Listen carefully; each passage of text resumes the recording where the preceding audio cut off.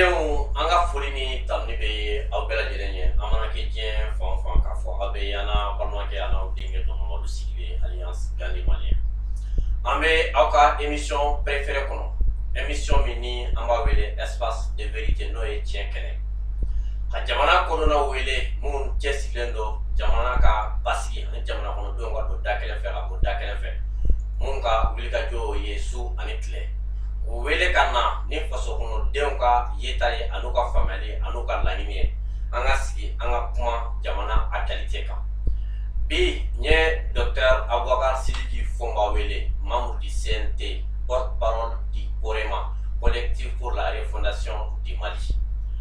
Dr Aboubacar Sidiki Fomba n'a tɔgɔ fɔra aw bɛɛ lajɛlen b'a dɔn ka sabu kɛ a ka wulikajɔ ye faso in kɔnɔna la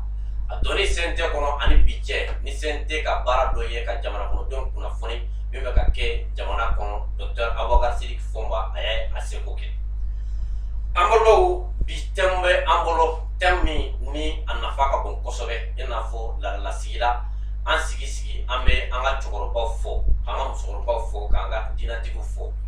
Mali kɔnɔ ani Mali kɔkan ka sabu kɛ ni émission in daminɛna aw bɛɛ lajɛlen b'a aw ka baara bila ka émission in lamɛn ka sabu kɛ an bɛ ka mɔgɔ minnu wele ka na mɔgɔ lafaamuyalen don mɔgɔ lakodɔnnenw don bi an sigilen kɔnɔna la an bɛ kuma fɛn min kan bi an ka thèmeba fɔlɔfɔlɔ ye le résultat des votes à l'Assemblée générale de l'ONU sur la suspension de la Russie au Conseil des droits de l'homme. Nations Unies ka jalajɛba kɛra jalajɛba min sen fɛ u y'a ɲini ko ka Russie la ko ka a suspend o suspendni sen fɛ jamana caman tun b'a a kɛnɛ kan jamana 93 olu ko a ka di olu ye Russie ka suspend jamana 24 olu ko olu fɛla tɛ a man di olu ye jamana 58 olu yɛrɛ minɛ ni Ala sɔnna Dr Aboubacar Sidiki Fomba an bɛna an da don a la komi diɲɛ b'a dɔn bi ka fɔ Mali ani Russie jamana an tɛgɛ bɛ ɲɔgɔn bolo jamana fila in u ka intérêt u bɛ se ka dilan cogo min na an bɛɛ lajɛlen bɛ se ka an ka intérêt sɔrɔ diɲɛ kɔnɔna la cogo min na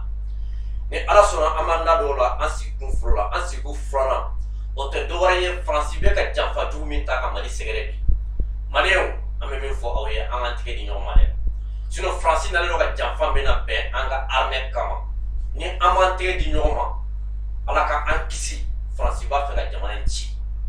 an bɛna an da don o la cogo di san tɛmɛna an ka armée ka kanw de tun bɛ ci k'an mana ci kan kɔnɔ minɛn bɛɛ lajɛlen bɛ cɛ ka taa terroristes bɛ taa n'a ye a bɛ fɔ ko an ka kan attaquera mɔgɔ 20 mɔgɔ 30 mɔgɔ 40 mɔgɔ 50 olu fagara olu fagalen kɔfɛ kan minɛn bɛɛ lajɛlen bɛ cɛ ka taa tuguni an ka armée tun bɛ ka a yɛrɛ ɲini mɔgɔw tun bɛ nkalon tigɛ ko armée bɔra bi alhamdulillah an bɛ Ala fo ka Ala barikada ka an ka jamana autorités fo kɛlɛkɛminɛn bɛ an ka armée bolo bi u tɛ k'u yɛrɛ lakana u bɛ ka terroristes don terroristes bɛ diɲɛ fan fan Mali fan fan u bɛ ka taa terroristes ka base bɛɛ lajɛlen attaquer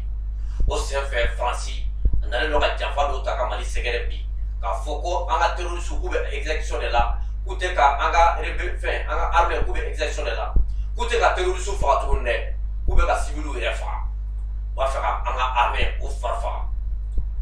or que diɲɛmaa bɛ ka tɛgɛrɛ fɔ ni armée min ye bi u b'a fɛ ka armée k'u fari faga ka sabu kɛ n'o ye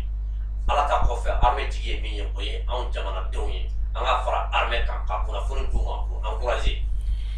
ni Ala sɔnna an sigikun filanan na Dr Aboubacar Sidiki Fomba a bɛna a da don armée kan o fana la an balimaw n'o bɔra yen bɔra duman min bɛ yen o ye k'a fɔ jamana bɛ yɔrɔ min na bi an ka jamana marabagaw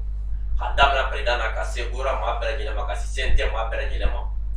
u ye jateminɛw kɛ ko an bɛ sunkalo la kalo barikama Dr Aboubacar Sidiki Fomba dala k'a fɔ ni plateau kelen sanfɛ yan ko ni Ala sɔnna ko sunkalo la ko minɛn prix bɛna jigin alhamdulillah tare bɔra duman min b'an bolo k'a fɔ aw ye o ye an ka balo ninnu caman prix jiginna prix fixera k'a fɔ nin prix ninnu a kana fɛrɛ ka tɛmɛ nin prix kan ni Ala sɔnna docteur bɛna a da don olu la an b'a fɔ tare alhamdulillah manden tigiya bɛ ka di Sunjata ma sani ka kuma di Aboubacar Sidiki Fomba ma n bɛ laɲini fila ɲɔgɔnna kɛ aw fɛ laɲiniba fɔlɔ ye min ye a ye cœur bila an b'o fɔ aw ye dɛ a ye cœur bila commentaire la aw kana dɔwɛrɛ foyi kɛ ne a y'a sabi vivre la transition a ye cœur bila an mana ka hakilina di yɔrɔ o yɔrɔ a ye cœur bila ka sabu kɛ tile fila in na an ka émission na u bɛ ka signaler kojugu maajugu bɛ ka signaler kojugu Francina no fumo ka signaler koju parce que ameka fin de fo armement façon de me ni sonia ni minye ameka Francina janfa anaka jiju ameka fana dakana ka oteka jamboyi nous est pas signaler koju aba kesawe émission appel perturbé on va faire les problèmes de émission qui sera là à ça que signalement donc on va faire awe ay kerbla na kerbla on va ira ka fo émission kale awe mini ka perturbé amesa ka kisson a flona a partager jamana ko donc c'est ka don mi ka ke façon donc on la ñu fly ni be awe ameni fo awe ay kerbla don ama fo au bismillah aka émission préférée sans fait espace de vérité docteur Aboubacar Sidiki Fumba ini nyantuma amba gani malien irani yamma torochite foli kan mali bulo docteur Karase ana be ba bele jema mali kono ani mali ko menga foli damine ni douke alhamdulillah mo ni tora malikola depuis touka colonisation wakati babe mbani sangori touré nunu onu fenfe sara ala ka hine u bela jelena kana si fo agelok Sékou Traoré bad mo munun tora ola fo kana si 2014 munun tora ola fo kana si munun tora sobanda ogo sagu jura boni gire tesit ka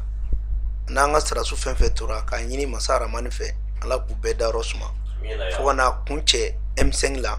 munu fene tora la ani munu banana kala ku beda rosma ala ka jamana in kolusma ala ka jamana in kanundo jamana deuna ala ka an fene ke mo ye munu bi se ka nyogon yafa mine ala ka klinyuman di ama munu ma maliko famia ala ka famali duma ala ka to farafin yere ka do ku fene ka kan ku farafin nyogon deme ko to ina fo to bu to nyogon deme chugumina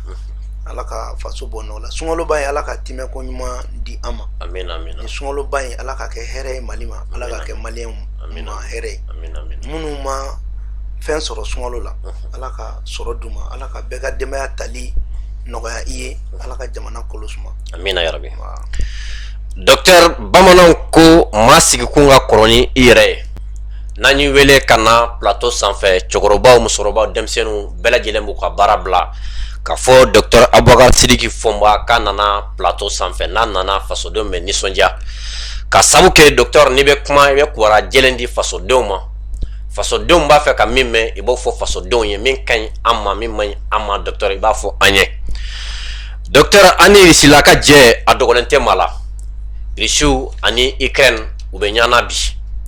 hogum konna la Nations Unies ya jetemine ko droit de veto mimbe rishu boloko rishu 600 jala je bakero ola kunu docteur faso dendo hakli ma fam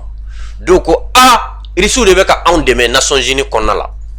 ni an kungo kuma sera rishu de ba fo kafo aba fe ka min taka mari segrati ke ko a ko ni rishu nana kana 600 docteur kanga jamana na se ka basi chino fana be ko lu fana kuma na docteur ti dado ni na janfa mi be ye mi ba solution ye ka se ka do fo faso de on ka fam gani male mbifu nya fo ika plateau kelen kaya ngo irishim kelembe irishini ikrenche ngo ikren ko kelete yafo wallahi yafo plateau sans faire maliko kelede yafo plateau sans faire parce que pour que mo ka famia États-Unis avec Telemeka ikoseme armée mina no be Europe la na fuma ko OTAN o OTAN bolofara de o de takuba de OTAN takuba force takuba de o de OTAN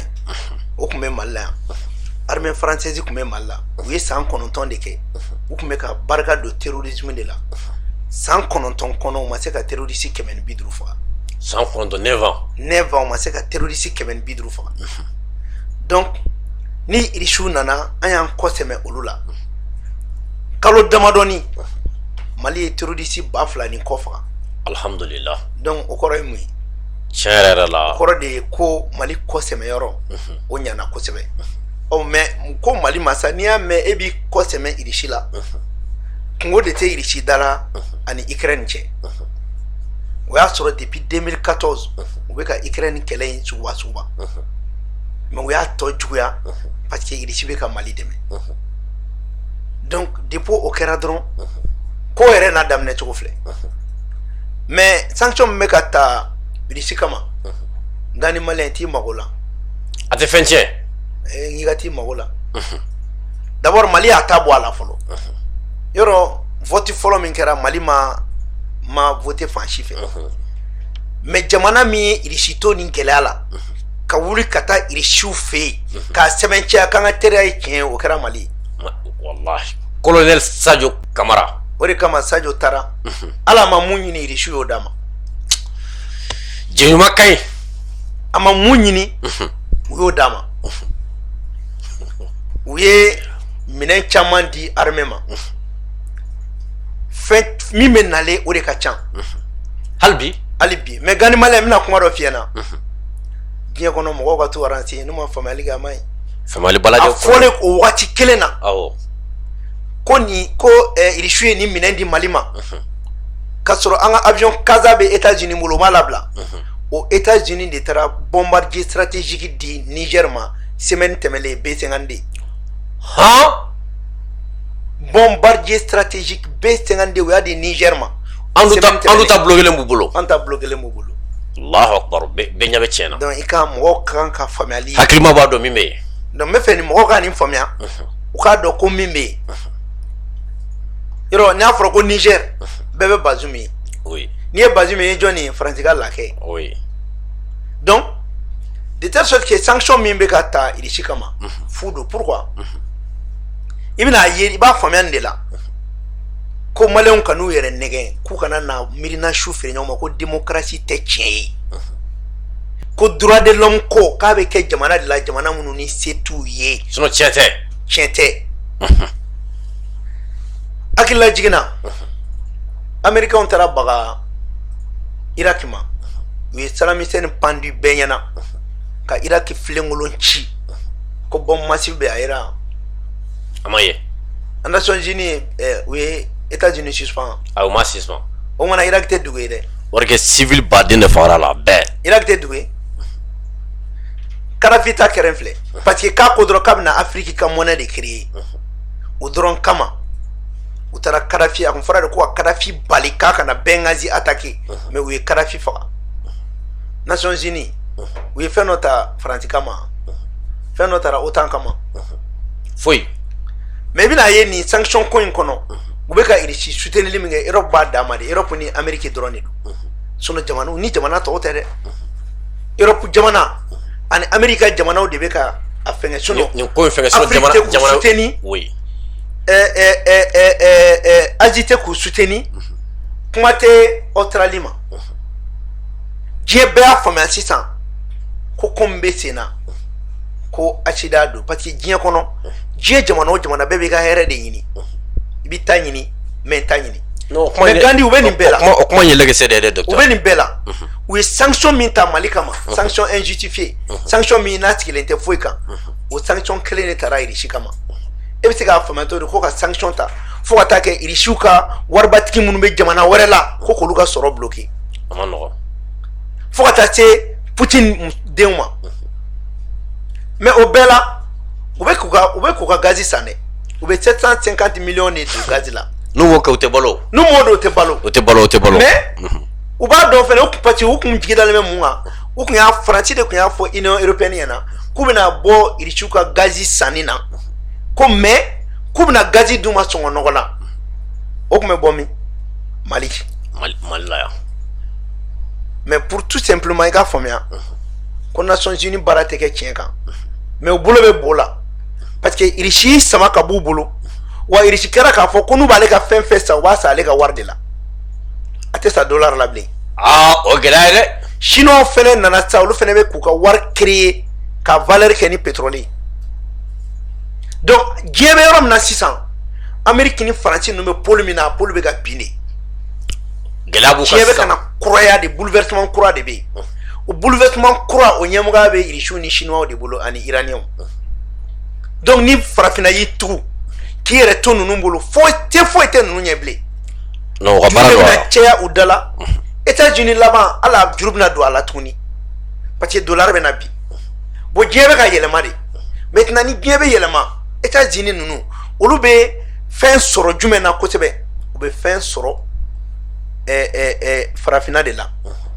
o de kama kɛlɛ in bɛɛ bɛ bassin de tawdeni de nɔfɛ n'o bɛ bɔ Mauritanie ka na Mali la fo Algérie o bassin de tawdeni n y'a f'i ɲɛna n k'o de ka bon ni Texas ye a ka bon ni Union européenne tilalen 3 ye 2 ɲɔgɔn na a ka bon n'o ye wa diɲɛ sɔrɔ bɛɛ b'a kɔnɔ wa hali a ma exploiter fɔlɔ donc kɛlɛ in b'o de nɔfɛ donc Irisi bɛ ka kɛlɛ parce que tout simplement o mago bɛ Afrique min na Irisi nana ka na Mali armée ka fanga don o la ni Mali armée dun ni fanga donna o la o ye Faransi ka laɲini tiɲɛnen pewu parce que ni Mali armée sera ka s'a yɛrɛ kɔrɔ est ce que Mali ka nafolo bɛ bɔ bilen yan a tɛ bɔ bilen donc ni Mali ka nafolo ma bɔ Mali b'a ɲɛ yira Burkina la o fɛnɛ tɛ sɔn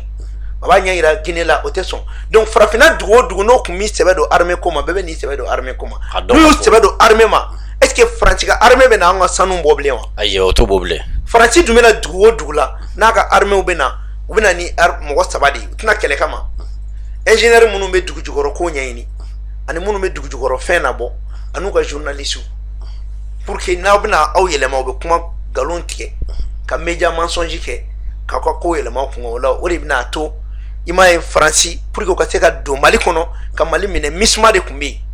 MISMA ça c'est o ye CEDEAO ka regroupement de ye o de tun kan ka kɛ Mali la mais u y'a yɛlɛma ka kɛ MINUSMA ye o de kama o MINUSMA yɛrɛ ye Faransi de ye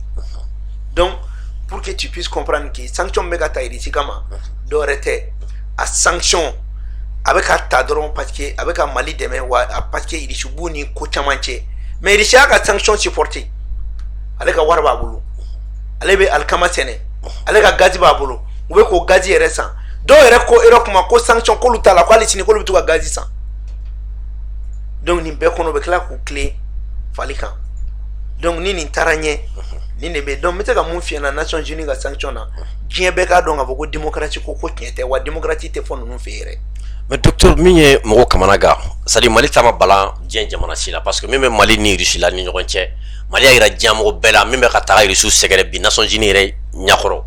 a ma bɛn Mali ma bi Mali ko awa fana an ti sɔn a ma fana Mali y'o bɛɛ yira mais Algérie fana y'a yira k'a fɔ k'olu fana tɛ sɔn a ma dɛ non mais Algérie wo olu bɛɛ ta jamana o jamana mɔgɔ b'a yɛrɛ la c'est à dire o de y'a kɛ n'i ye jateminɛ ni Mali ka kɛku bi an kan ka bɔ bloc totalitaire kɔnɔ quoi c'est à dire diɲɛ bɛɛ fɔ k'a bɛ taa fɛn min na an man ka t'o kɔnɔ bilen Mali kan ka kɛ jamana dɔ de min bɛ kɛ pays non aligné ye quoi c'est à dire a kana sɔn k'i fara mɔgɔ si ka bloc kan mais a ka kɛ minnu ma sɔn ka t'u fara groupe dɔw kan mais u yɛrɛ dama k'i fara o kan i b'i ka relation tirer o de kɔnɔ pour que k'i bɔ nɔgɔ la quoi mais i b'i ɲɛsin i ka jamana ka souveraineté de ma jamana o jamana b'o hukumu kɔnɔ i bɛ avancer bi mais jamana o jamana e de bɛ bloc totalitaire kɔnɔ i n'a fɔ CEDEAO ninnu Union européenne ninnu olu c'est il faut la démocratie totalitaire c'est à dire olu ta n'olu ye min fɔ o de bɛ kɛ hali n'o tɛ tiɲɛ ye donc de telle sorte que diɲɛ bɔ o taabolo min kan Algérie ye pays souverainiste de bon Assimi fɛnɛ ye Mali bila hukumu min kɔnɔ le Mali est devenu maintenant un pays souverainiste de fait a kɛnɛkan da la quoi Mali n ka yɛrɛmahɔrɔnya bɛ n bolo Mali ye o de bolo da i bɛna ye gouvernement Choguel ka gouvernement hali n'a ma foyi di Mali ma a ye fɛn min di n'o tɛ sɔsɔ fiyewu n'o bɛ jate diɲɛ yɛrɛ ta 3 fɛ a y'o fɔlɔfɔlɔ di o ye sécurité armée mais n'o kuma bɛ fɔ dɔw bɛ armée ko ɲin bɔ gouvernement ka politique la c'est faux ah docteur ni yɔrɔ in ɲɛfɔ ka ɲɛ kosɛbɛ comment an bɛ tila ka na se armée fana ma an bɛ tila ka don armée fana kɔnɔ c'est à dire gouvernement ka politique de gouvernement i tɛ se ka armée ka monter à puissance k'o gulon dɔrɔn armée dɔrɔn na quoi i b'a gulon gouvernement de la donc i b'a fɔ de ko gouvernement y'i ɲɛsin min ma o de kɛra armée ko ye i bɛ ka tali n k'an kun y'a fɔ dɔrɔn de n k'a ka sécurité dɔrɔn de d'a ma an ma fɛn wɛrɛ ɲini i bɛ ka fɛ an kun b'a fɔ yɛrɛ n k'a ka emploi créer an ko an mago bɛ min na ka jamana lakana dɔrɔn o min o de bɛ ka da an ma sisan donc tu vois o yɛrɛma hɔrɔnya o de ye diɲɛ o de ka bon ni fɛn bɛɛ n'i ye mɔgɔ mɔgɔ mɛn ko il est démocrate k'a tɛ armée ko la taji to a kan k'a tɛ foyi dɔn démocratie ko la démocratie pièce angulaire a sigilen bɛ armée de kan wa démocratie yɛrɛ ye fondala de c'est à dire n bɛ fɛ i ka mun faamuya komi mirina su feerebagaw bɛ yen jamana ko bɛ yen mun na o caman de bɛ sa dɔw yɛrɛ ta tɛ jamana ko bilen tuguni c'est à dire jamana ko bɛɛ i n'a fɔ Gandhi e ka du ani ne ka du est ce que e ka du kɔnɔ ne de kan ka fɔ ko e ka nin k'i ka i ka nasɔngɔ ka kɛ 100 fila ya ou bien a ka kɛ 130 ya ou bien i ni muso kana yɛlɛ ɲɔgɔn fɛ ou bien i denw mara tan o tɛ ne ka sira ye e ne bɛ jɛ an b'an ka jɛ de kan an b'an ka miirinaw di ɲɔgɔn ma mais o man ka to ne ka taa n da don e ka du kuma na bon jamana fɛnɛ bɛ ten de o bon du o du i b'i ka du mara n'i ka sariya de ne fɛnɛ b'an ka du mara ni n ka sariya ye ɔ ni démocratie tɛ kelen ye o e bɛ ne ka du lakodɔn parce que ne ye du ye i bɛ n lakodɔn parce que diɲɛ y'a yira k'a fɔ n ka sariyaw bɛ n bolo n ka taabolo bɛ n bolo i bɛ ne lakodɔn ni o de ye ne fɛnɛ b'i lakodɔn parce que i ye dutigi ye muso b'i bolo den b'i bolo donc o hukumu kɔnɔna la e tɛna se k'i da don ne ka mara la o ne ka mara ye n ka mara de ye bon faransɛw de nana k'u bɛ o de bali anw fɛ yen ko i ka du t'i ta ye e ka du kɔnɔ u bɛ e da yɔrɔ f'i ɲɛna u b'i sigiyɔrɔ f'i ɲɛna i muso kan ka taa yan fɛ u b'o kɛ c'est ce qui n'est pas normal o de y'a kɛ n'i bɛ souveraineté kɛlɛ la e tɛ sɔn mɔgɔ k'i da don i ka kuma na u bɛ nin bɛɛ la Angleterre n ko royaume bɛ yen a bɛ yen munna u t'a fɔ ko ka élection kɛ non u tɛ sɔn han u tɛ sɔn ɔ munna u t'u da don jamana tɔw sigicogo la Allemagne min ta kɛ munna u t'u da don la han u t'u da don olu la o mais u b'o kɛ anw de la u b'a kɛ anw de la yan fɛ dɔrɔn fari u t'an jate quoi anw de bɔra an ta kɔnɔ ka jɛn n'a ye k'i yɛrɛ di dɔ ma ni ne ye e to yen e ka n'i sago kɛ ne ka du kɔnɔ min ka di i b'a kɛ siga t'a la donc c'est pour que tu puisses comprendre que même démocratie yɛrɛ tɛ diɲɛ kɔnɔ Europe denmisɛnninw tɛ dɔn yɛrɛ démocratie taa i ka taa sondage kɛ i k'u ɲininka ko démocratie ye mun ye olu t'o dɔn u bɛ mun dɔn i kan ka mara cogo min na i bɛ mara ten de chaque pays a son système u ka mara bɛ kɛ cogo min na a bɛ yen u b'a fɔ Chine ma k'a ka démocratie kɛ ayi u ka t'o f'u ɲɛna kɛ o Japon dun bɛɛ n'i ka système de don bɛɛ n'i ka du de don wa ni i bɛ jamana mara tant que i ma t'o sira fɛ n'i y'i yɛrɛ to mɔgɔ wɛrɛ bolo o de b'i bila fili kɔnɔ. D'accord. Docteur, an b'a fɛ k'a dɔn ko nin jalajɛ in kana kan ko Chine kumana dɛ. Ko Chine y'a yira k'a fɔ Mali kɔnikɛ. Non, Chine ko. Oui. Ko d'abord ko Faransi k'u kun kan ka baara mun kɛ fɔlɔ. K'u kun kan ka Mali sɔrɔdasiw de fo fɔlɔ. Parce que armée. K'an ka Mali armée fo, ka Mali autorités fo. Parce que mɔgɔw yɛrɛ kun jɔrɔlen bɛ min na, u bɛ ka terrorisme kɛlɛ cogo min na o ni foli de ka kan. Ko wa ko ka girin ka na ko enquête ko k'u hakili sigi enquête fɛ dɛ. K'u hakili sigi enquête in fɛ. Wa enquête in fɛnɛ a kan ka kɛ a sariyaw kɔnɔ. Enquête kana kɛ ko parakalen ten. C'est-à-dire Chine ka kuma y'a yira k'a bɛ Mali ka côté la. Yɔrɔ Irisiw ta kɔni côté o. Parce que olu ba Mali ni Chinois ani Irisiw teriya kɔrɔw de don. Mais minnu nana ko démocratie o teriya kɔrɔ min bɛ yen u y'o bɛɛ bila kɛrɛfɛ k'u ɲɛsin ka Faransi k'u nunjuru di Faransi ma. N'o nunjuru min ka d'u ye Faransi bɛ taga n'o ye. U bɛ yen o fana y'u nunjuru bɛɛ don a ka institution Bretton Woods ni Banque mondiale ninnu ni fɛnw na ka kuma an tɔgɔ la même Nations Unies na Faransi de ka kumakan bɛ minɛ anw tɔgɔ la parce que an b'a ka kan fana de la. Lagosi dɔn koyi. Parce que an b'a ka kan de fana la. Donc an y'an yɛrɛ di o fɛn ma donc Irisi Chinois jamana caman bɛ Mali ka position na mais il faudrait que Mali fana ye rapport caman fana kɛ ka taga u y'o rapport ninnu lakodɔn mais comme an bɛ ka taa ɲɛ an bɛna an da don ko tɔw la ko walawala. D'accord. Docteur, ni an bɔra yen bɛɛ lajɛlen b'a dɔn depuis don min na an ka jamana marabagaw y'a décider ko ka force française gɛn ka bɔ Mali la yan parce que jamana kɔnɔdenw ka yeta kɛra k'a fɔ force française a mɛnna Mali la tasuma ma bɔ sisi ma bɔ ni tiɲɛni tɛ u ma ɲani kɛ. Docteur, depuis France ka koso n'a ka kasaw cɛ ka bɔ yan France b'a fɛ ka Mali ci. Mura attaque kɔfɛ armée nalen ka victoire sɔrɔ juguw kan France bɔlen dɔ bi u bɛ ka na ni faux témoignage dɔw ye ko armée bɛ exécution na u bɛ ka kuma caman fɔ est-ce que docteur nin kun tɛ kan ka armée fari yɛrɛ faga kosɛbɛ kosɛbɛ pour que u bɛ terrorisme kɛlɛ min na u ka se ka segin u kɔ wa. Non bon mɛ min fɛn na a kun tɛ o ye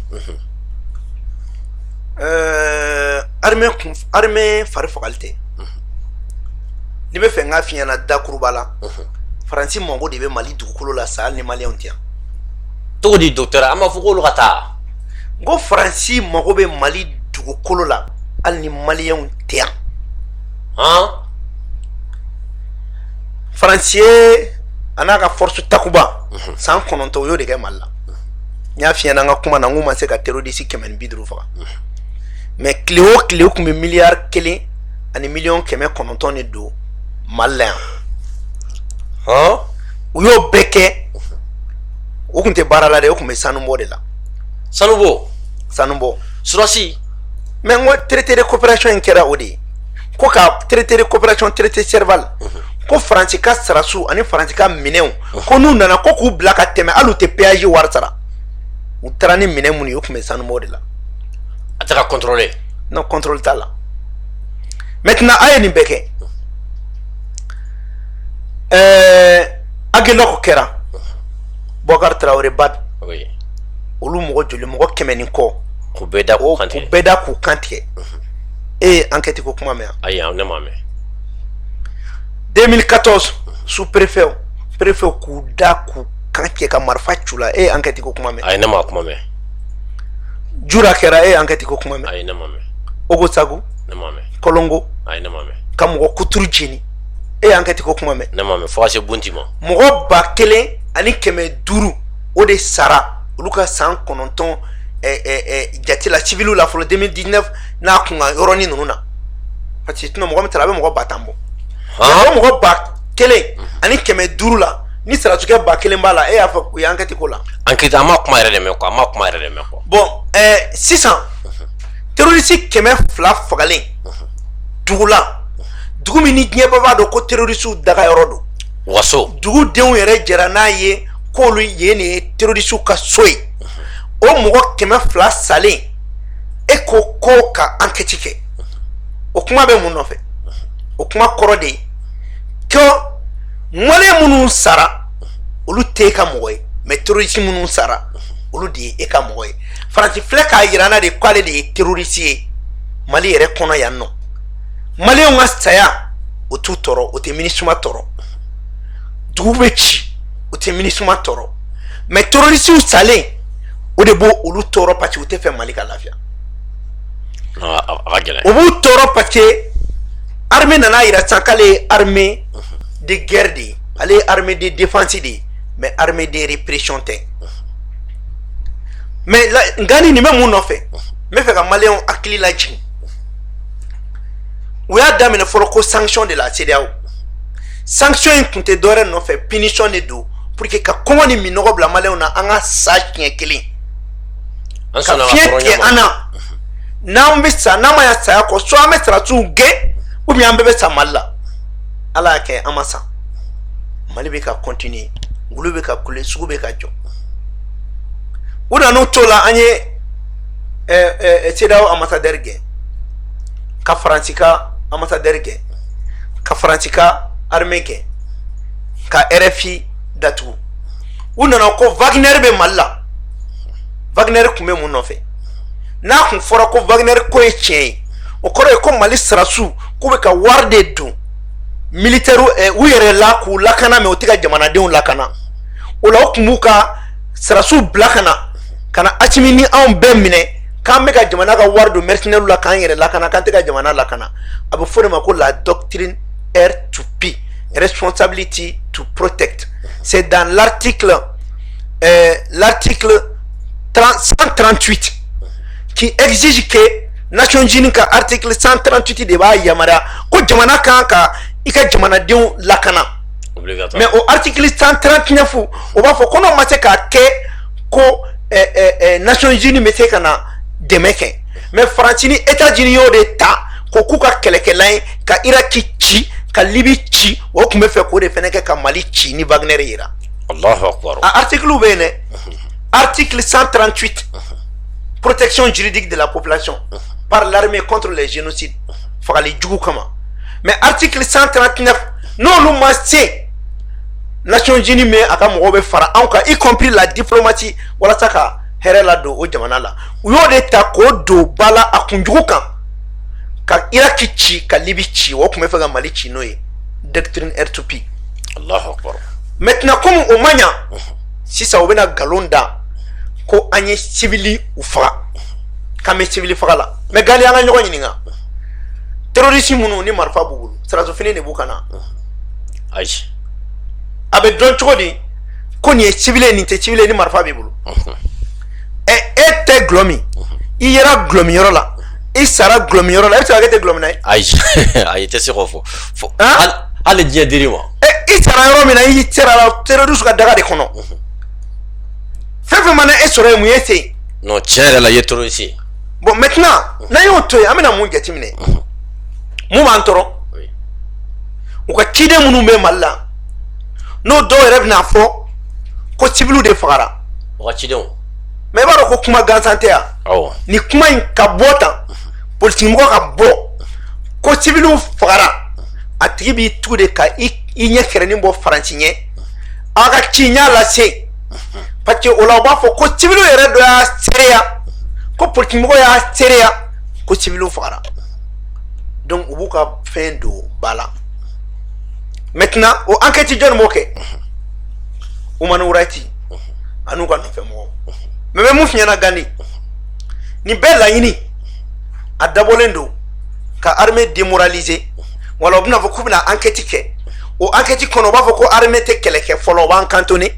MINUSMA bɛ an cantonné n'a fɔ a tun bɛ cogo min na IBK ka kan na o temps kɔnɔ u bɛ tila ka marifa ta k'a di terroriste kelen ninnu ma u b'u labɛn kura ye n'u y'u labɛn ka na tuma min na u bɛna enquête bɔ wa enquête jaabi dɔnnen don dɛ aw ka sirasiw ye maaw faga o la an ka armée u b'an ka minɛnw minɛ an na an ka flotte aérienne avion ba min b'an bolo avion 20 ni kɔ ninnu o fɛn b'an bolo u b'an ka flotte aérienne bɛɛ minɛ an na n'o kɛra o y'an ka armée ko bannen o la u b'an sen siri k'an bolo siri ɔ sisan a bɛ fɔ ko armée kɛra mɔgɔ fagala de ye o la an ka armée bɛ kɛ kɛrɛfɛden a bɛ cantonné MINUSMA bɛ to yan u b'an ka dugujukɔrɔfɛn bɛɛ bɔ an ɲɛ ɲɛna. Allahu akbar. kun in a laɲini ye nin de ye o de kama Gandi maliyɛn Korema ko sisan a bɛ cogo min an ko MINUSMA tɛ enquête kɛ anw ka jamana kan yan anw dalen tɛ MINUSMA na MINUSMA ye Faransi de ye Faransi de fana bɛ fɛ k'i kolokolo k'i to yan MINUSMA tɛ enquête kɛ yan anw ka gendarmew de bɛ enquête kɛ an ka jamana la enquête kɛlaw bɛ anw bolo wa an bɛ jaabi enquête bɛ daminɛ yɔrɔ jumɛn an bɛ taa enquête daminɛ depuis mars 91 Faransi ka sirasiw minnu ka mercenaires minnu tun bɛ ambassade de Faransi la n'u ye mugu ci maliyɛnw na su min bɔra Faransi ka su de don. ah docteur o la les n'an y'o enquête kɛ an bɛ enquête kɛ fɛnɛ depuis Libi saya min kɛra Libi saya min kɛra Aguelok depuis Faransi ka député minnu y'u a réclamé k'u bɛ MNLA yɛrɛ kɔni n'a ka baara ye o enquêtew bɛ kɛ u ye mɔgɔ mun faga bɔnni an b'o enquête fɛnɛ kɛ u y'an ka sirasiw cɛ 11 min faga an b'o enquête fɛnɛ kɛ Faransi ka blindé minnu yera u ka troupe minnu yera u ka blindé minnu yera n'u Mondoro kɛlɛ la ani marifa minnu yera u ka marifa minnu yera terroristes bolo an b'o fɛnɛ enquête kɛ terroristes minnu fɛnɛ minɛna n'u y'a yira ko Faransi y'u formé k'a ye wari d'u ma k'a ye fɛn bɛɛ d'u ma an bɛna terroristes bɛɛ la kuma kelen kelen an fɛnɛ bɛ gafe ko la ka Faransi nɔ minɛ k'a nɔ minɛ parce que Macron yɛrɛ ye déclaration kɛ a ko guerre min kɛra Libi ko Faransi de nɔ don o dun kɔlɔlɔ de bɛ Mali la yan donc su o su bɔra Mali la a bɛɛ ye Faransi ka su ye an b'o da kɛnɛ kan ka tila k'u nɔ minɛ o la k'o rapport fɛnɛ bɔ su minnu bɔra 2014 an b'a rapport bɛɛ bɔ maintenant sisan an bɛ min fɔ gouvernement ɲɛna armée ɲɛna MINUSMA tɛ wuli bilen Mali kɔnɔ o bɛ cantonné de MINUSMA a bɛ cantonné fɔlɔ wa MINUSMA ka mandat tɛ renouvelé Sadio y'a fɔ aw bɛɛ ɲɛna a ko Mali mago tɛ mɔgɔ ci la an ka jamana in kan yan bilen Mali ka armée bɛ se ka Mali sécuriser a y'a fɔ bɛɛ ɲɛna nɔgɔ t'a la o donc n'o ye tiɲɛ ye o kɔrɔ ko Nations Unies ka chapitre 7 nafa tɛ a la bilen parce que chapitre 7 i bɛ bila a kɔnɔ de lorsque i ka jamana sirasiw tɛ se ka jamana lakana sabati o de bɛ na ni Nations Unies ka chapitre 7 donc chapitre 7 depuis don min na Sadio ye déclaration kɛ en tant que ministre de la défense ko Mali ka mago tɛ mɔgɔ ci la ka dugukolo kan normalement les Nations Unies u tun kan ka MINUSMA yɛrɛ k'a fɔ k'a déclarer k'a fɔ mandat tɛ renouvelé a bɛ segin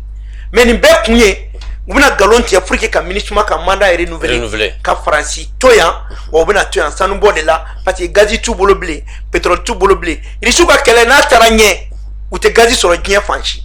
u laban bɛ lebu u b'u ɲɛci yɔrɔ jumɛn Mali la bon n'o y'a sɔrɔ armée bɛ Mali bolo o bɛ se ka mun kɛ u tɛ se ka don yan bon ni Mali ye armée sɔrɔ o armée bɛ kɛ sababuya ye Burkina b'i ɲamadaw fɛ farafinna dugu b'u ɲamadaw fɛ n'o bɛɛ kɛra ni farafinna bɛɛ y'i ka yɔrɔ sécuriser Faransi bɛna mun kɛ yan bilen baara t'a bolo yan bilen tuguni n'ale ka armée de b'a ka franc CFA fɛnɛ sécuriser n'o tɛ yan dun mais docteur i bɛ da sera franc CFA ko kuma ma Maliɲɛnw bɛ k'a fɔ k'an ka taa k'an ka bɔ franc CFA n bɛ fɛ ka min fɔ n bɛ fɛ ka min f'i ɲɛna o de kama Gandhi kɛlɛ kuma daminɛ dɛ ne y'a fɛ ka plateau in kan yan n ko an bɛ kɛlɛ daminɛ de la n k'a kana kɔntan ni kɛlɛ ye wallahi ni enquête ko in ni exaction ko in ni ko ba de ni maliyɛnw y'u kulonkɛ la an ka baara bɛɛ bɛ don ji la wallahi wa gouvernement demi mesure t'a la on est un pays souverain mɔgɔ tɛ enquête k'anw fɛ yen n'a ma diya an de b'an ka enquête kɛ ka résultat di sinon ni musaka t'a la bilen an b'an ka enquête kɛ enquête fana an fana b'an ka jaabi bɔ ka taa di Nations Unies na ka Faransi fana ka kɔnɔni an b'a enquête kɛ ani irisiw b'a kɛ ani chinois b'a kɛ an bɛ se k'olu wele an b'a fɔ an fana dalen bɛ irisiw ni chinois de la n'u bɛ fɛ mɔgɔ ka fara an kan irisiw ni chinois o de bɛ fara anw kan an bɛ enquête kɛ ministre mɔgɔ tɛ fara an kan sinon mɔgɔ minnu tun bɛ kɔɲɔ la bunti olu buntera yen non mais o buntera k'u faga diɲɛ bɛɛ bɔra ka sɔrɔ su cɛ 11 faga k'olu filila de o kɛra bɛɛ ɲɛna maintenant an bɛ tila ka hali Faransi poursuit a ka trafic d'influence parce que a ye trafic d'influence kɛ transition min ni Jango Sissoco ala ka hinɛ la n'o tun y'a premier ministre ye a y'a sɛbɛntiya k'a fɔra de ko Faransi ka na aide aérienne de kɛ mais u nana dugumana kɛ u ye fagali fɛnɛ kɛ ka sɔrɔ hali yamaruya ma d'u ma fɔlɔ an b'o fɛnɛ prévu fɛnɛ da kɛnɛ kan o prévu bɛ yen o vidéo bɛ yen cɛ kumana k'a fɔ a ka foro la ko Faransi ye bombardement fɔlɔ kɛ ka sɔrɔ fɔlɔ hali papier ma signé awɔ ka baara daminɛ ten Faransi ye bombardement kɛ ka sɔrɔ hali yamaruya ma signé fɔlɔ Faransi tun t'an ka ɲɛmɔgɔ jate fɔlɔ koyi mais u bɛ se k'u jate cogo di voilà an ɲɛmɔgɔ an minnu bɛ yen sisan nɔ an y'an ɲɛ kɛ nɔnɔ kɛnɛ u bɛ basi k'a la sinon de an y'an ta de an ka jamana ye n'a sɔrɔ ministre ma ka enquête anw de b'a déterminer wa ONG tɛ enquête kɛ anw fɛ bilen mais Gani maliyɛn n bɛ ministre de l'administration territoriale fo ministre de l'administration territoriale porte-parole du gouvernement oui colonel Abdoulaye a tilara pewu non seulement wolosɛbɛn tun tɛ Mali la Mali ka wolosɛbɛn banna colonel Abdoulaye a ka fo carte d'identité a fɔ o ma ko carte administrative a bɛna kɛ Mali la a ma dan o ma dɛ a ye baara kɛ ONG bɛ Mali kɔnɔ ONG ani association a bɛɛ créé kun ye kelen ye a ye enquête k'a bɛɛ kan ONG fɛn bɛ Malangula la a bɛɛ identifielen don kama o baara banna pewu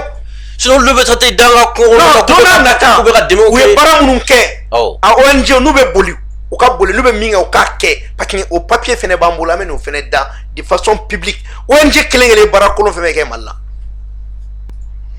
docteur sinon ONG dɔw bɛ tiɲɛ na yan dɛ même c'est-à-dire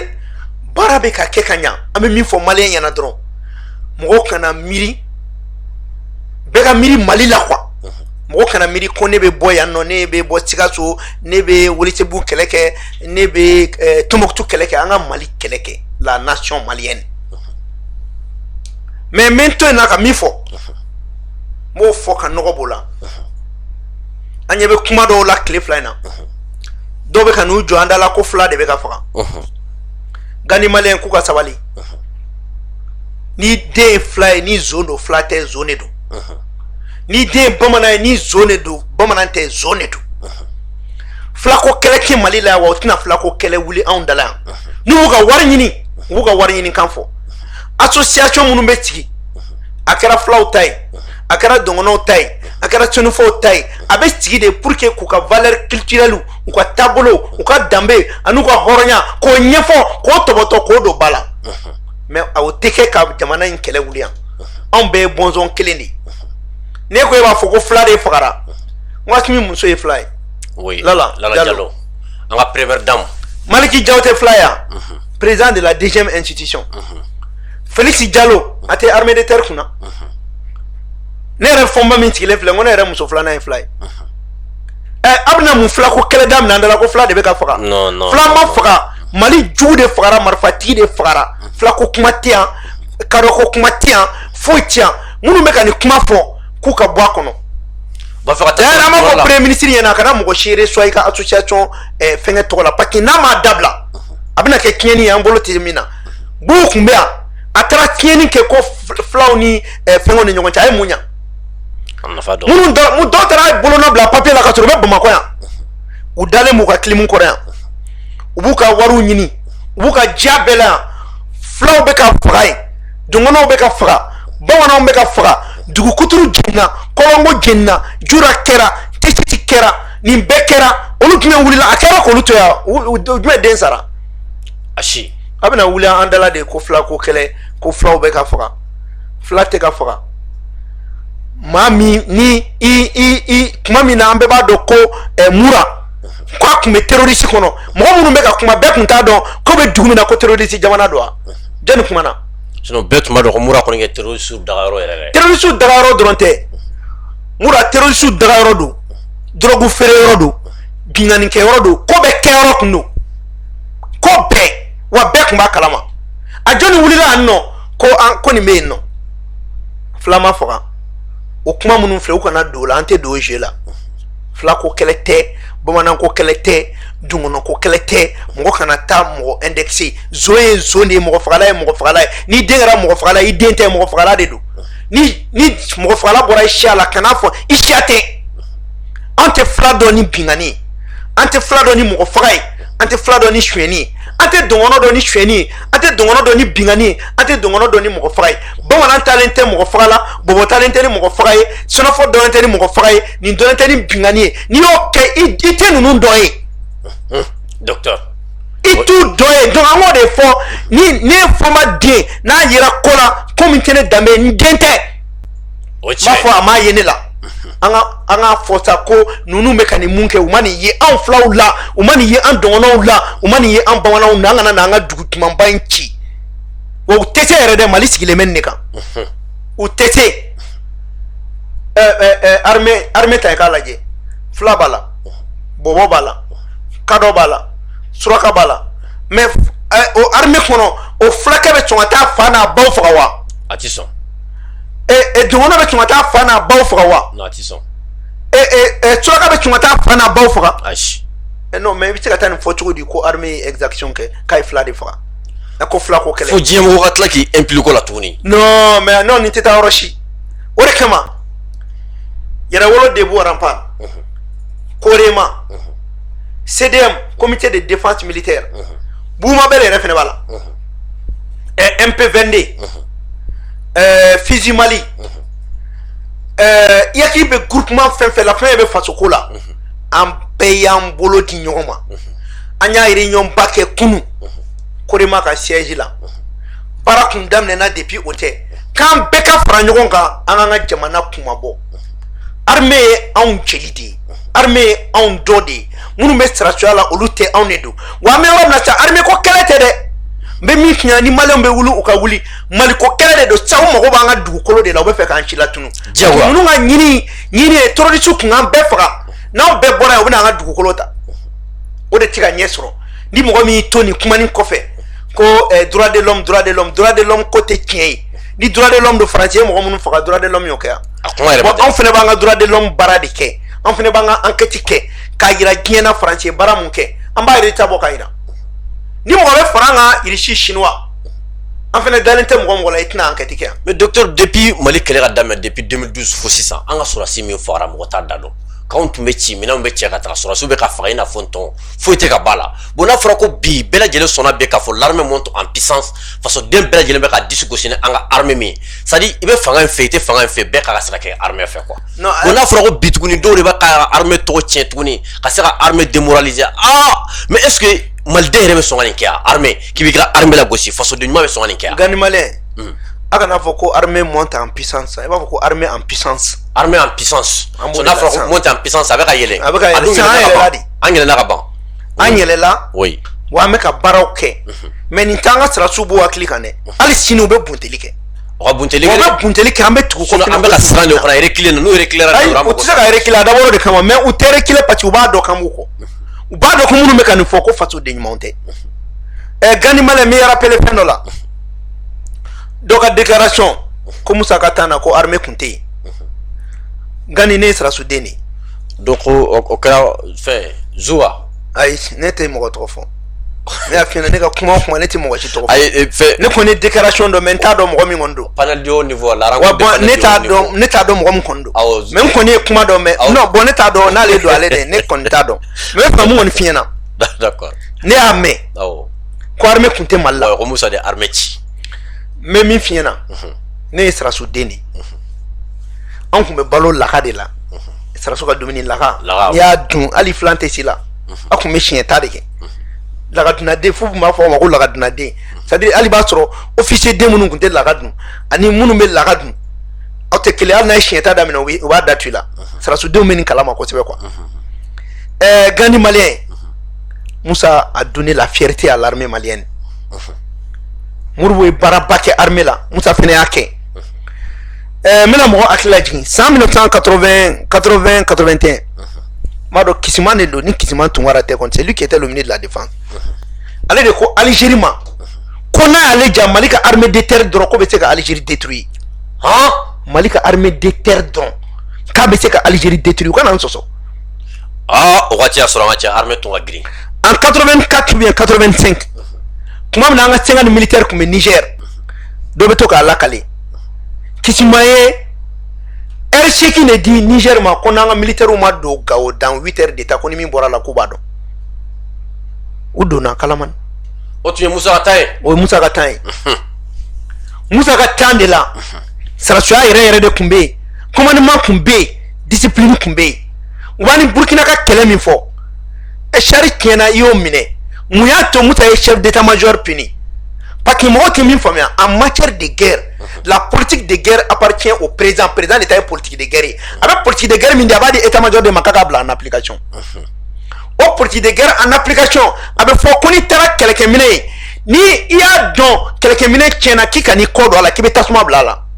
i kana taa ka to n'i taara k'a to n'a minɛna i ye baara jugu de kɛ donc Chari minnu minɛna u tun b'an k'u kɔ don a la u tun bɛ tasuma de bila Chari la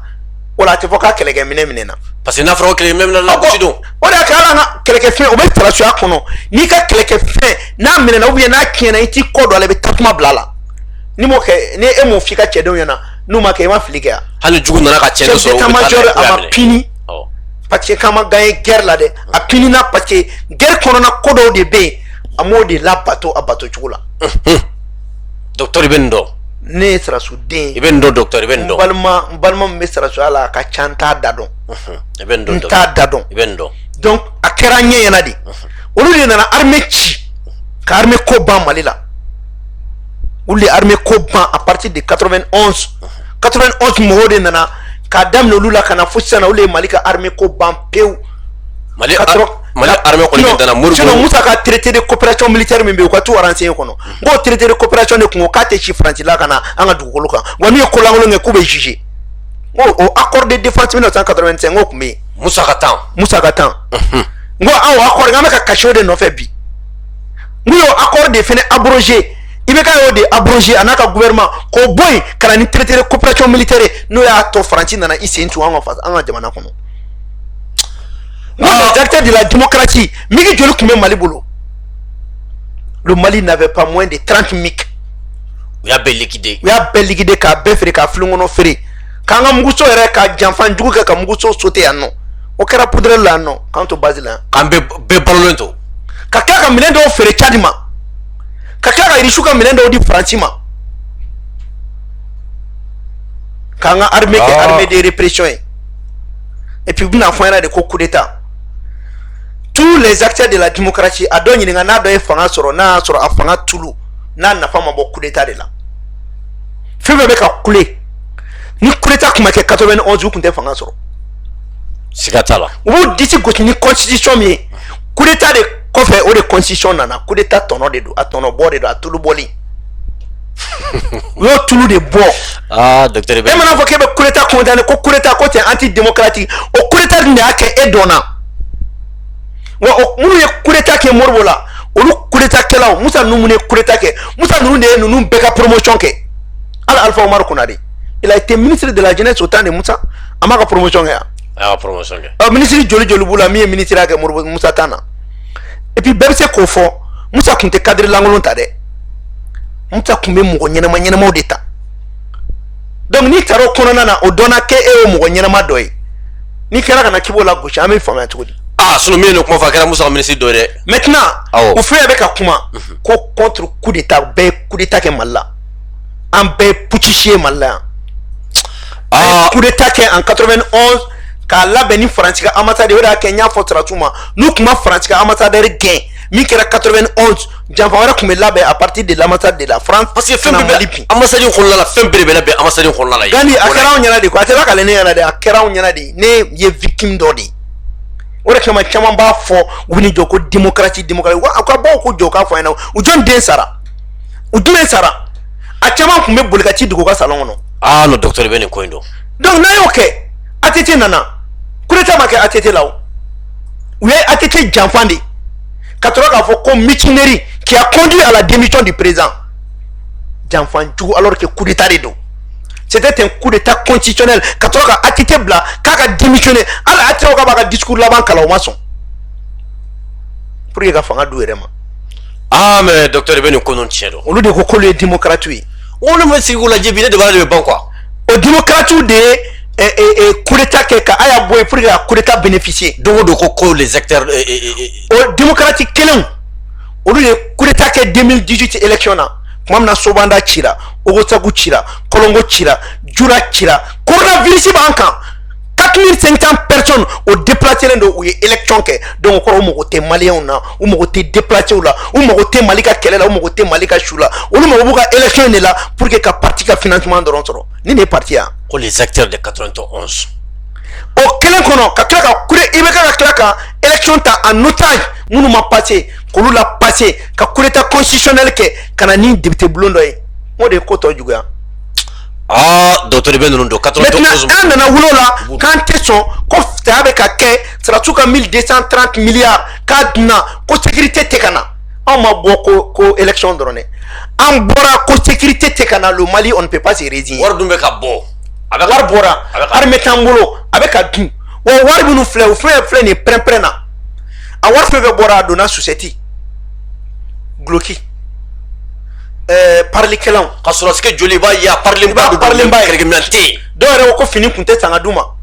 a waati la ne yɛrɛ ko n ko sisan kɔni fini caman san n'an ka Sirasiw ye a b'an kɔnɔ n ko minɛn bɛna san jaa a bɛna dan fini san ma o waati kelen kɔnɔna na o waati kelen kɔnɔ citerne min bɛ miliyɔn 50 o citerne 6 feerela Mali ma kelen o kelen miliyɔn 100 ani miliyɔn 28. Docteur ni ma nin ko ninnu fɛn est ce que o waati kelen kɔnɔ na sunɔgɔ na Sadio Kamara ale bɛ ka taa kuma min na ka taga feereli kɛ état à état ninnu tun bɛ ala minɛ k'a di commerçants de ma min kan ka feere min na o tɔnɔ bɛ doubler 3 fois. Olu de bɛ fara ɲɔgɔn kan ko les acteurs o wari de bɛ dun pour que ka élection kura préparer n'u kun ma taa sisan b'a sɔrɔ u bɛ fanga la wa tout était planifié pour que u b'a dɔn i bɛ ka kun bɛ fanga la cogoya mun na u b'a dɔn ko bana in t'a to yen u kun bɛ fanga piri ka paraka sisan b'a sɔrɔ an bɛ kungo wɛrɛ la Mali la yan o y'a sɔrɔ président min bɛ yen n'o kun kɛra assemblée président ye sisan b'a sɔrɔ o de ye Mali président ye tout était planifié ala de ye Mali bɔ quoi. Ah docteur i bɛ acteur de 91. o dun y'a sɔrɔ ne y'a fɔ bɛɛ ɲɛna n ko a y'aw kɔlɔsi n ko i bɛ ka dɛsɛra de n ko hali n'a ka d'a ye a tɛ se n ko il est en train de gérer le pays par procuration a bɛ ka mɔgɔ dɔ de bɛ ka jamana mara a place la dɔw kɛra premier ministre ye i bɛ ka mun nommer dɛ a siɲɛtiri cogo o b'a dɔn. Allahu akbar. O b'a dɔn n bɛ ka fɔ minnu ma o b'a dɔn i bɛ ka mun nommer mais siɲɛtiri min y'u nommer o b'a dɔn. Ali min kɛra secrétaire d'état secrétaire général à la présidence a signé min fɛ i bɛ k'a ma signé o mais an bɛ nin bɛɛ kalama Mali na donc an ka ɲɔgɔn to sutura la. Ah docteur u kana na 91 mɔgɔ ninnu ka rencontre sen fɛ an bɛɛ ye 91 mɔgɔ ye caman da fara ko ni Malien ne tun bɛ min nɔfɛ oui ni nin kɛnɛ modèle nana awɔ u bɛɛ kun kan ka bɔ de k'a fɔ bi an ka bɔ ka yafa deli Malien fɛ anw ma se ka mun kɛ Malien ye Asimi ninnu y'an denw ye u y'a kɛ wallahi an k'u dɛmɛ ala ka baara ɲa ka yafa deli tiɲɛ na an kun filila an kun y'an yɛrɛ to Faransi bolo anw de ye nin gɛlɛya in s'a ma mais denmisɛnninw y'an bɔ a la a ye yafa ma anw ka o de tun bɛ kɛ parce que n'u tora nin kɔ u denw bɛ se ka tugu u kɔ a bɛ k'u kɔnɔ k'u faw bɛ tiɲɛ kan ka sɔrɔ u bɛ k'u bila sira kan alors que u denw ani Asimi ninnu ani an bɛɛ an de kan k'an bolo di ɲɔgɔn ma ka Mali kura jɔ parce que Mali in tɛ mɔgɔ ta ye o an man kana kɛlɛ dɔ kolokolo ko karisa fa ye nin kɛ ɔ karisa den a bɛ nin kɛ tan an man ka na o sira fɛ o de kama n b'a f'u ɲɛna u ka bɔ n'u tɛ se ka yafa deli u k'a fɔ message ci ne fɔ ma n ka numéro b'u bolo ne yɛrɛ bɛ yafa deli u place la wa ne yɛrɛ bɛ n ka yafa deli parce que an bɛɛ de don i b'a dɔn mɔgɔ mɔgɔ ye politiki kɛ nin temps kɔnɔ ala minnu y'a dénoncer an bɛɛ de don an politiki mɔgɔw kan ka bɔ de ka yafa deli k'a fɔ maliyɛnw ye ko an kun filila ko ye ja politiki mɔgɔya tɛ mɔgɔ kɛ jamana marabaga ye jamana tɛ mara ni politiki tɔgɔ ye wa jamanaden bɛɛ ɲin ka ɲi politiki ko la i kɛra furufuru feerela ye i kɛra mécanicien ye i kɛra nafɛrɛla ye bɛɛ ka ɲi jamana ko la ce n'est pas parce que ko parti b'i bolo k'i ni jamana marali ka kan bɛɛ n'a kan ka tila k'a fɔ ɲɛna k'an filila politiki tɛ baara ye profession tɛ politiki ye fɛɛrɛ de ye pour que ka jamana jɔ politiki ɲɔgɔn fɛn ɲuman tɛ diɲɛ kɔnɔ mais ni mɔgɔ min y'a k'i baloyɔrɔ ye a bɛ kɛ e sayɔrɔ ye parce que n'a a tɛ e ɲin na ka ban e bɛ kule ka fɛn bɛɛ fɔ pour que k'a dun o de kama n b'u wele même min fiɲɛna gani nɔgɔ foyi t'o la Mali politicien tɛ yen ko kɛlɛ bɛ ne ni min cɛ a tɛ yen. a kɛlɛ t'i ni mɔgɔ cɛ maliyɛn tɛ yen parce que wa ne bɛ se ka bɛɛ wele c'est à dire i bɛ ka kuma fɔ i tɛ non ne bɛ se ka taa bɛɛ fɛ yen oui i tɛ mɔgɔ ta Gani maliyɛn ne taara Zumana Sago fɛ yen a ka can a ka dɔnniya caman n y'a bénéficier Ɲemuru Sidibe ka dɔnniya caman bénéficier Tirita ka dɔnniya caman n y'a bénéficier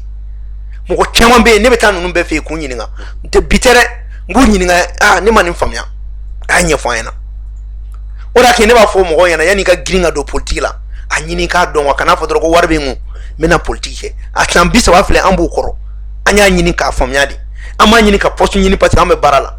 ala ye baara nɔgɔya anw ye depuis ne tilara école la ala y'o nɔgɔya ne ye ne kɛra kalan na don min na a dugusɛjɛ ne ye baara sɔrɔ walayi ne ma heure kelen kɛ ne tun ma tile kelen kɛ chômage la e ma chômage yɛrɛ dɔn yɛrɛ tile kelen bon o jamana min y'o kɛ e ye e bɛ se k'o jamana to yen cogo di o y'a sɔrɔ pendant que tɔw bɛ poste ɲini na an b'an ka baara la an ye ɲɛfunge kɛ ka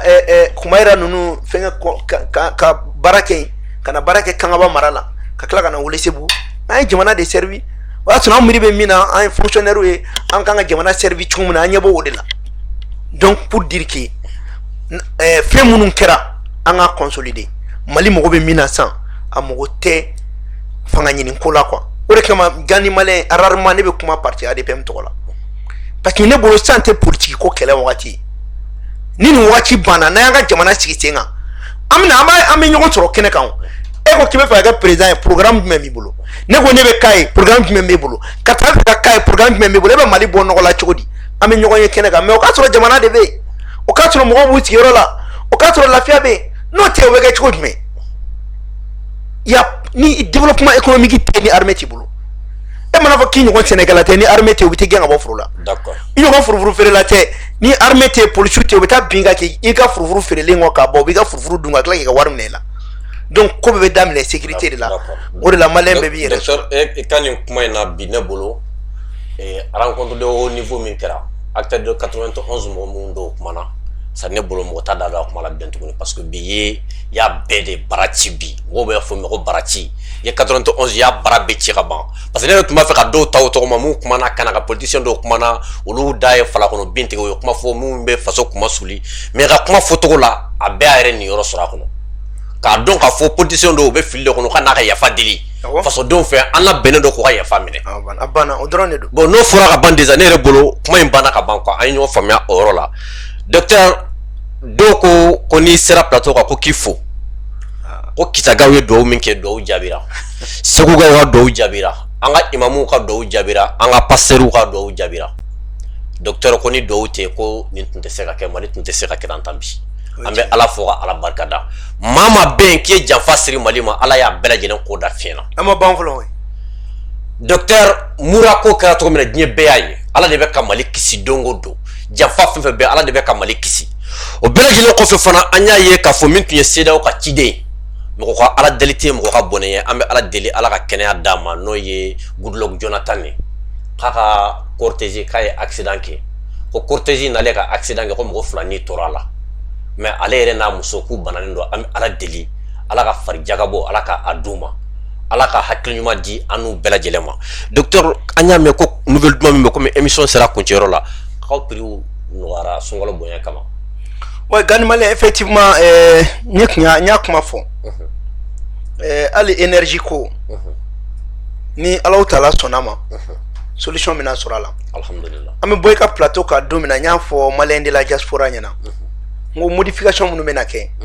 n k'a bɛna kɛ de pour que k'a bɛɛ kɛ carte d'identité biométrique kan bonne nouvelle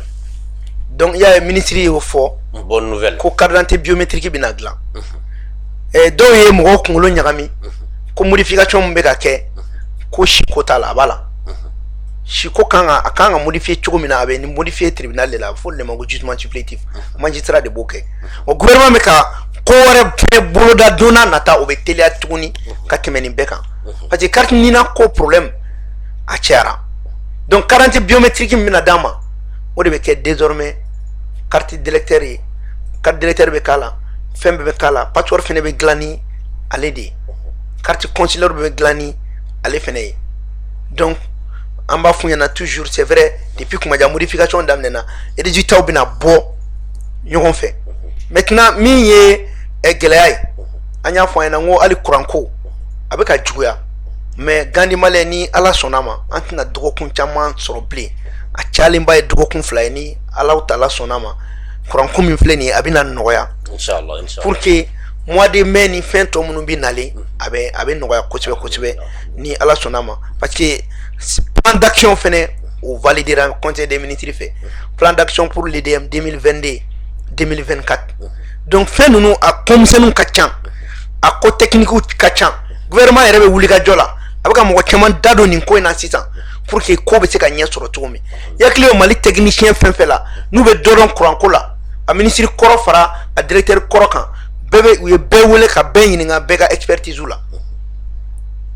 donc baara bɛ ka na alhamdulillah u bɛ ka baara kɛ sɛbɛ la an bɛ ministre fo a ka wuli ka jɔ la halisa a k'i jija parce que kuranko tiɲɛ na a ma nɔgɔn n'a fɔra k'i ka temps dɔ kɛ kuran na a ma nɔgɔn maintenant mun ye balo ko ye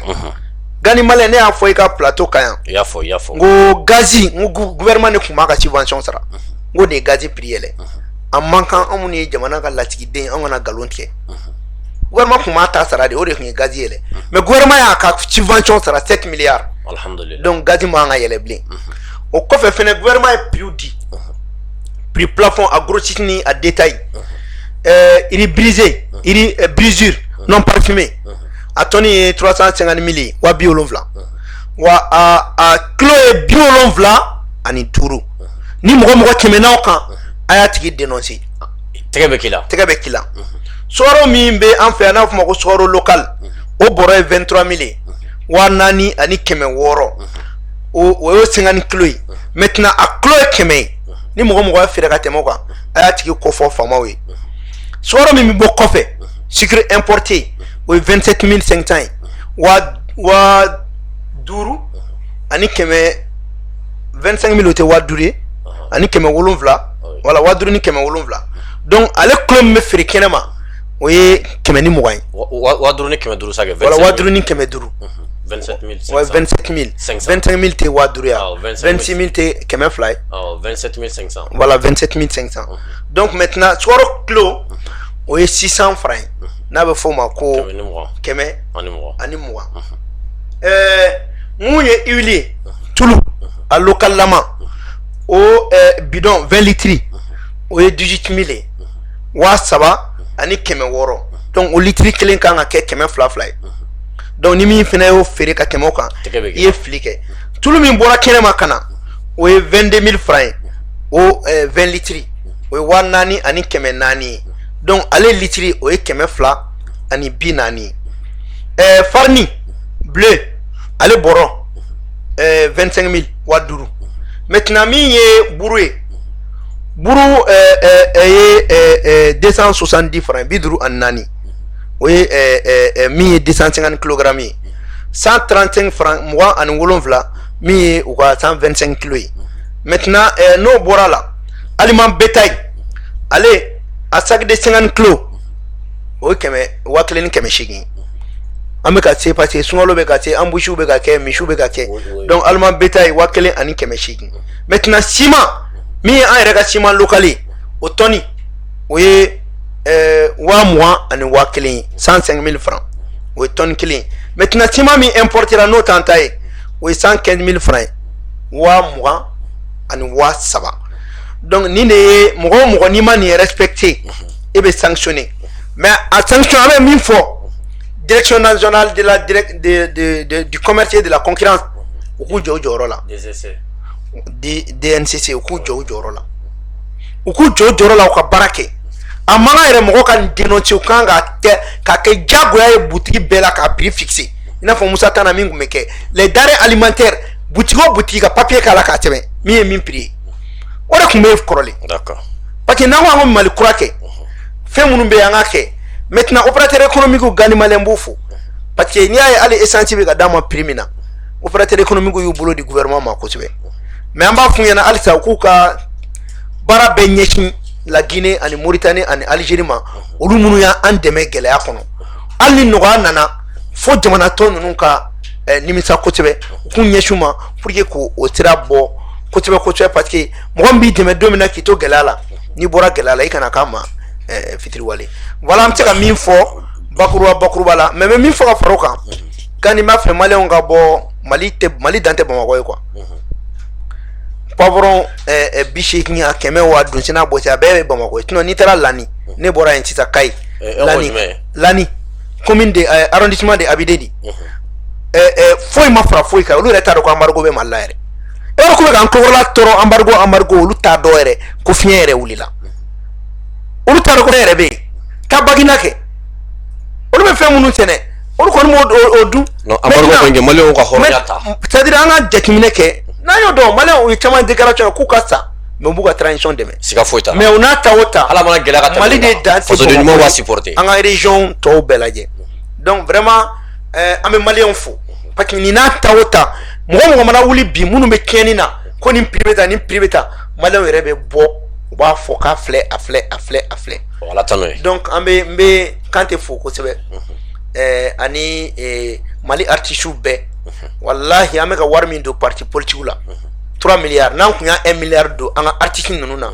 non sisan b'a sɔrɔ Mali bɔra nɔgɔ la tiɲɛ yɛrɛ la an ka artistes sisan b'a sɔrɔ population ye faamuyali kɛ comédien ninnu wari min y'u ta ka bɛ di parti jateminɛ ma k'u ka mɔgɔw sensibiliser ka mɔgɔw éduquer nafa foyi t'a la o kun b'a di ni artistes ma sisan b'a sɔrɔ maliyɛn ye faamuyali kɛ n tɛ a caman dɔn mais Kante Kilaba ani Alima Joba tɔgɔla ninnu mais min fiyɛna fo ka taa se a ɲɔgɔnna caman non artistes ninnu bɛɛ u bɛ ka transition dɛmɛ kojugu non u bɛ ka Mali de dɛmɛ wallahi u bɛ parce que n'i ye nin fɔ dɔ bɛ taa baga o ma dɛ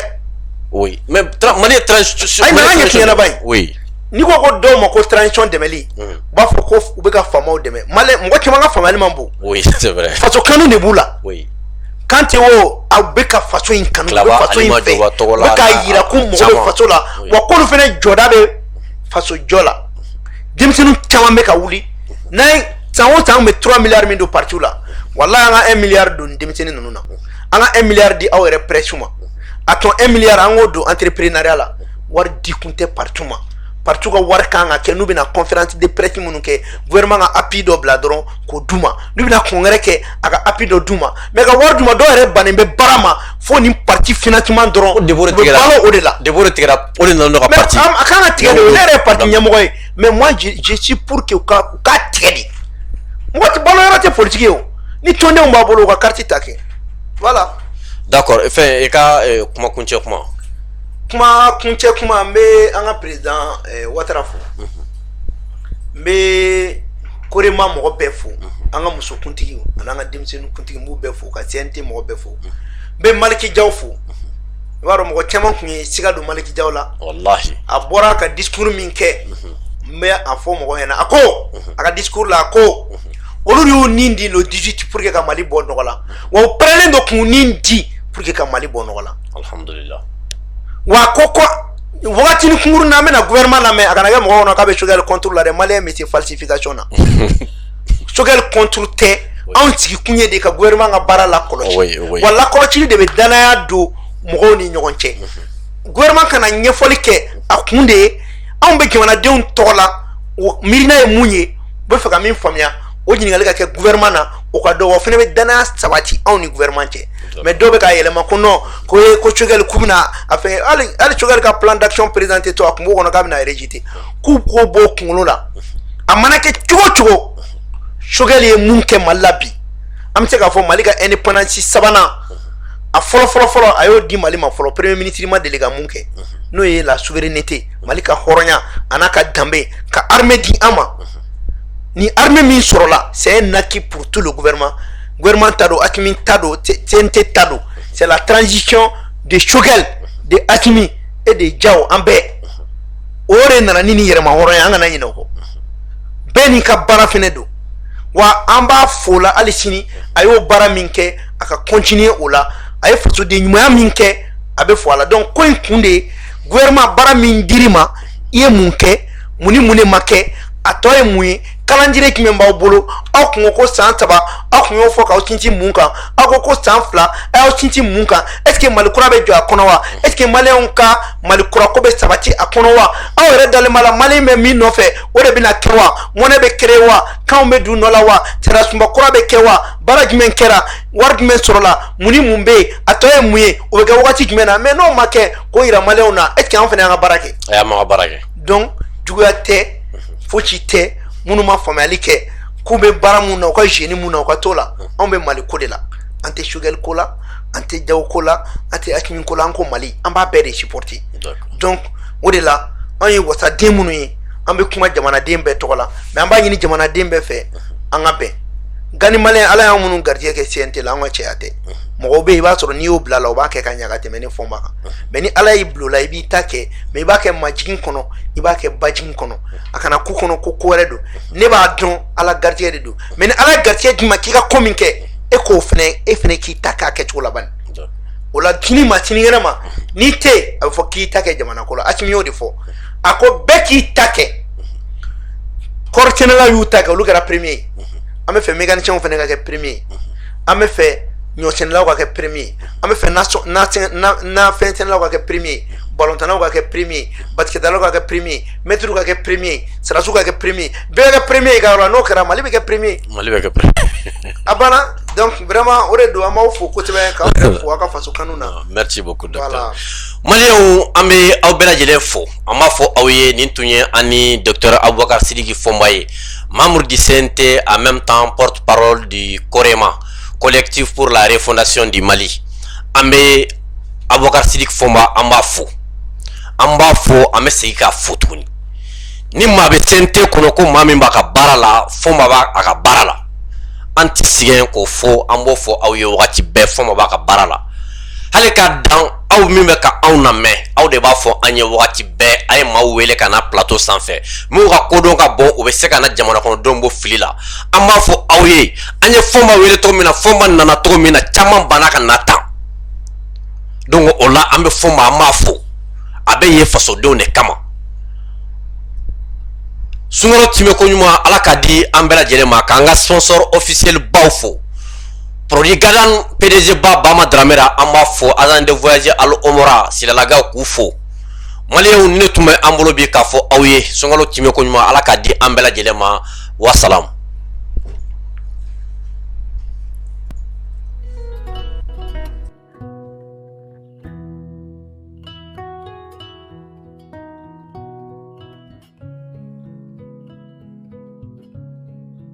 Gadan ni ko gadan o bɛ tali kɛ produit la i n'a fɔ café gadan nɔnɔmugu gadan citron gadan fo ka taa se thé gadan ma ale ni lɔgɔti gadan ninnu ye produit ye minnu bɛ dilan anw yɛrɛ fɛ yan kɛrɛnkɛrɛnnenya la société Dramera et Frères maaw fɛ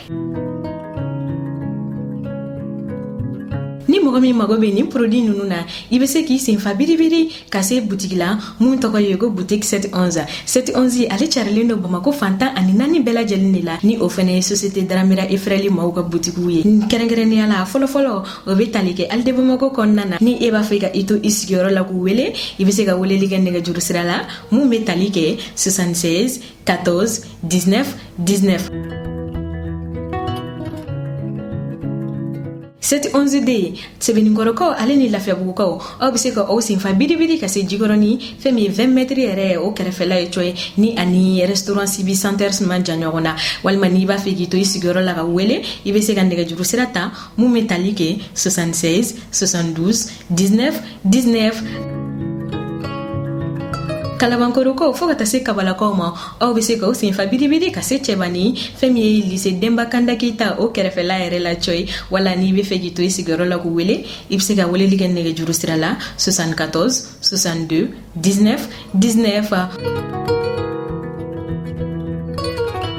o tɛ a bannen Banankabugukaw aw fana bɛ se ka 711 maaw lasɔrɔ nɛgɛjuru sira la mun be tali kɛ 79 91 19 19 ni Banangabugu ta ni o be lycée Ibrahim Mali yɛrɛ kɛrɛfɛ yɛrɛ coyi. O ma dan produit gɛdɛni dɔrɔn fɛnɛ ma, fɛn min ye produit wɛrɛ caman ye o be sɔrɔ u ka yɔrɔ la mun be tali kɛ malobɔrɔw fo ka taa se nɔnɔmugu bɔrɔw la, jus kɛrɛnkɛrɛnnen ɲumanw o be u ka yɔrɔ la, ale ni boisson dumanw fo ka taa se savonw ma, deodorant, ɲɛgɛn kɔnɔna ale ni mɔgɔnifin yɛrɛ kasa jago duman nin bɛɛ lajɛlen be sɔrɔ u ka yɔrɔ la. Fɛn min mayonnaise petit matin o be yen fo ka taa se moutarde dumanw ma ale ni petit pois nin bɛɛ lajɛlen de be sɔrɔ u ka yɔrɔ la.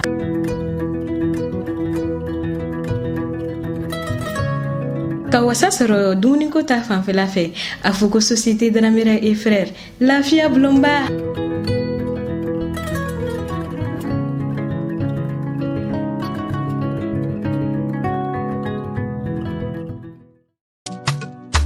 Supermarché Abiba Market. Supermarché Abiba Market mawte yoro dugulina. Olu sigi yoro benendo Nyamakoro cité UNICEF ma. Femi unicité des enfants et remanja nyogona. Station Total kɛrɛfɛ choy. Niko supermarché Abiba Market. Afɔ an mago bɛ se magoɲɛ mina misɛnnin fɛn fɛn ma nin bɛɛ lajɛlen bɛ sɔrɔ u ka yɔrɔ la. U ko ko an musolakaw ka lafiya ko o de olu ka laɲini ye. O de hukumu kɔnɔna na sa sogo la sagonin kɛrɛnkɛrɛnnen ɲuman o bɛ sɔrɔ u ka yɔrɔ la. Ka san dɔrɔn ka taa kɛ daga la. Fɛn min ye u nana an lafiya tobili minɛn ko o fɛnɛ ta fanfɛla la dumuni minɛn ɲumanw nin bɛɛ lajɛlen de bɛ sɔrɔ u ka yɔrɔ la. Mɔnikuru lasagolen fo ka taa se magɔrɔniw ma o ni malo kɛrɛnkɛrɛnnenw bɛɛ lajɛlen bɛ sɔrɔ u ka yɔrɔ la. Wa ko i ye so furan ko k'a jɔsi ko kasagɛlɛnin b'i ka so kɔnɔna na ayi o banna supermarché Abiba Market mɔɔw fɛ yen nɔ. Fɛn min ye kasadiyalan ɲuman deodorant dumanw ye ɲɛgɛn kɔnɔna ale ni sokɔnɔnaw kama fɛn min ye fauteuils bɛɛ lajɛlen ni yɔrɔ bɛ a la o b'u fɛ yen nɔ ka hadamaden yɛrɛ fɛnɛ kasadiya a fɔ supermarché Abiba Market mɔɔw fɛ yen. O ma dɔn o fɛnɛ dɔrɔn ma dɛ fɛn min ye minfɛn sanumanw ye u bɛ u fɛ yen nɔ minijiw b'o la fo ka taa se boisson énergétique ani an ka sukirori dumanw ma nɔnɔkɛnɛw b'u fɛ yen nɔnɔkumu sukoromaw bɛɛ lajɛlen de bɛ u ka yɔrɔ la. N'i bɛ fɛ k'i to i sigiyɔrɔ la ka nɛgɛjuru banban ka supermarché Abiba Market maaw lasɔrɔ i bɛ weleli kɛ 78 68 17 68. Supermarché Abiba Market en lafiyara.